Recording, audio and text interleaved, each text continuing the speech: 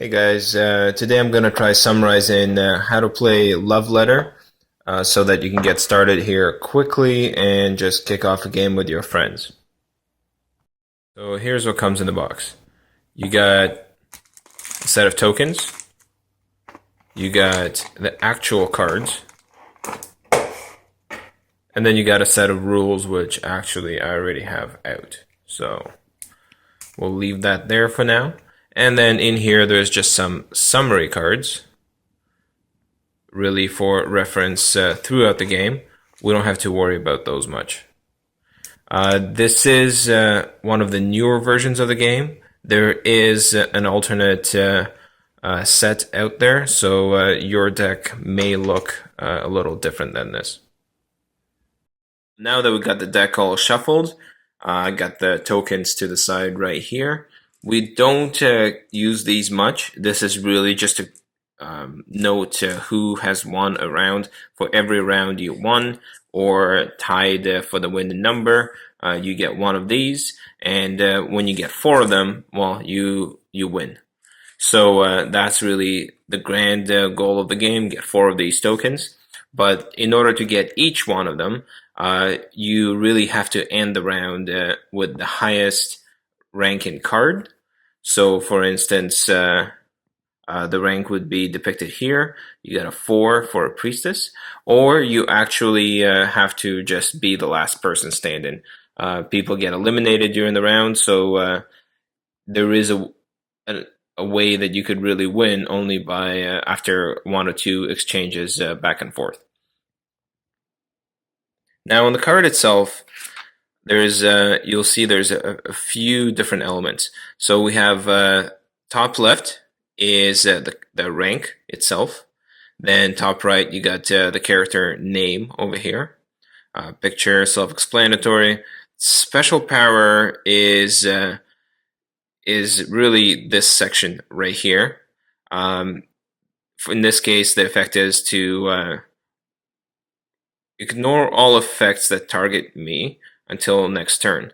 Now, this only takes place once the card is actually discarded, meaning that if you do want to play this, you have to get rid of the actual value of the card and remain keep whatever is the other card in your hand.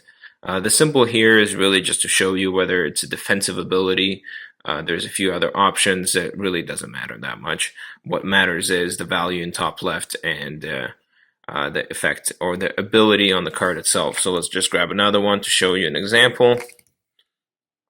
There's a clown. So you can see the ability in this case is to look at a player's hand.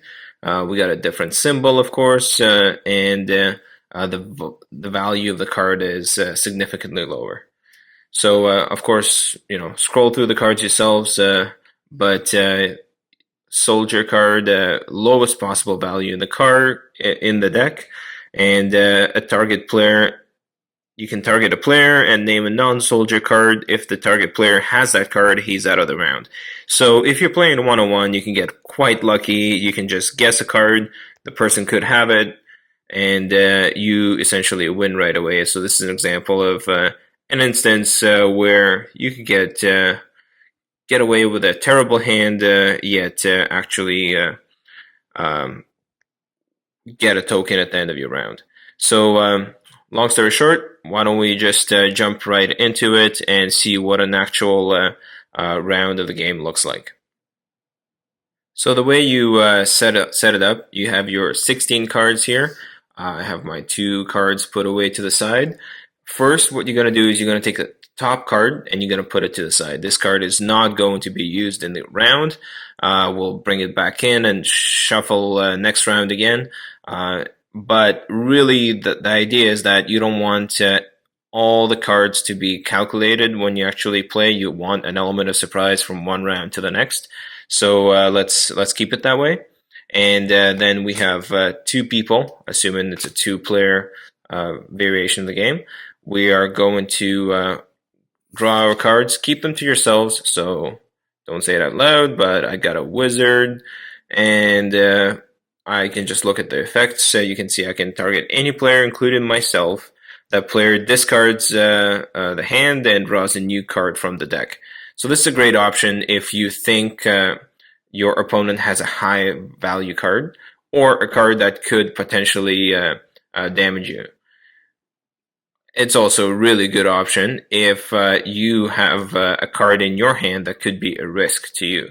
So for now, let's keep this to ourselves and draw the next card. So now this is assuming I'm going first. So I'm going to go ahead and pull this card out of the deck.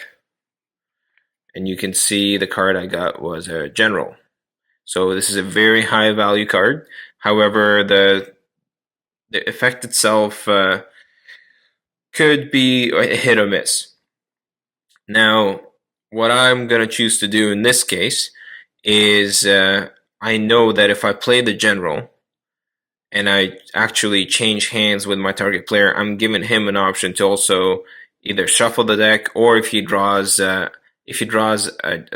soldier next and he can try to guess what I have, then he can really just guess that I have whatever card he's given me, therefore have a 100% chance of winning the game. So what I'm going to do in this case is play the Wizard. And this will give me an opportunity to get rid of my card. You know what, actually? Why don't I get rid of his card? I don't know what it is, but why not? So we won't even look at it. We'll get rid of that card. That he draws a new card and now gets another card as well to go on with it. So now let's pretend for a second that we are them. And you can see, boom, they got a soldier. So it would have been very difficult if they know what card I'm playing. They will actually have to play this card because Princess is not necessarily a card you can't play at any point. As you can see, the special is that once you play it, you're out of the game. So I'm going to keep the Princess and play the soldier card. And let's just guess that I have a Priestess. No, I do not have a Priestess, so now it's my turn. And you can see how back and forth this game goes. With the soldier in hand, I can now guess what that person has. One thing I should point out is if you look on the left side, there is a number of dots here on both of these cards. That just shows how many instances these cards appear in the deck itself.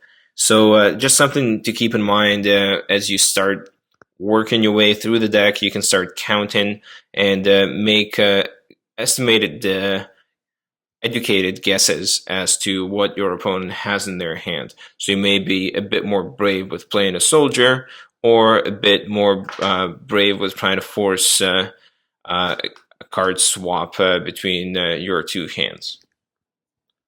So I'm going to jump forward a bit here. Let's say I have two cards left in my hand. I'm going to play one of them, I guess, Priestess. The person does not have a Priestess. He's got a Wizard. He says no. It's our last remaining cards. We reveal them. Now, I got a General with a 6. He or she's got a Wizard with a 5. And therefore, I win the round. So now I get the token. And from here on, basically, we rinse and repeat. We put all the cards back in the deck, including the cards that we initially put to the side. We keep the promo cards out unless you want to mix in some new princes or princesses. And now we just restart the game, and whoever gets to those 4 tokens wins the game. So that's it, guys. Pretty straightforward. So have fun playing the game. I know it seems really simple, really straightforward, but honestly, it's a great game. Easy to learn, easy to stay engaged in, easy to clean up, which is a huge thing with board games, as I'm sure you can all relate. And give it a chance. If you don't have it yet in your collection, pick it up. It's not that expensive. I think it's about $10-15 in most cases. And have fun. If you have any questions, just let me know in the comment section, and I'll do my best to address them. All right. Thanks. See ya.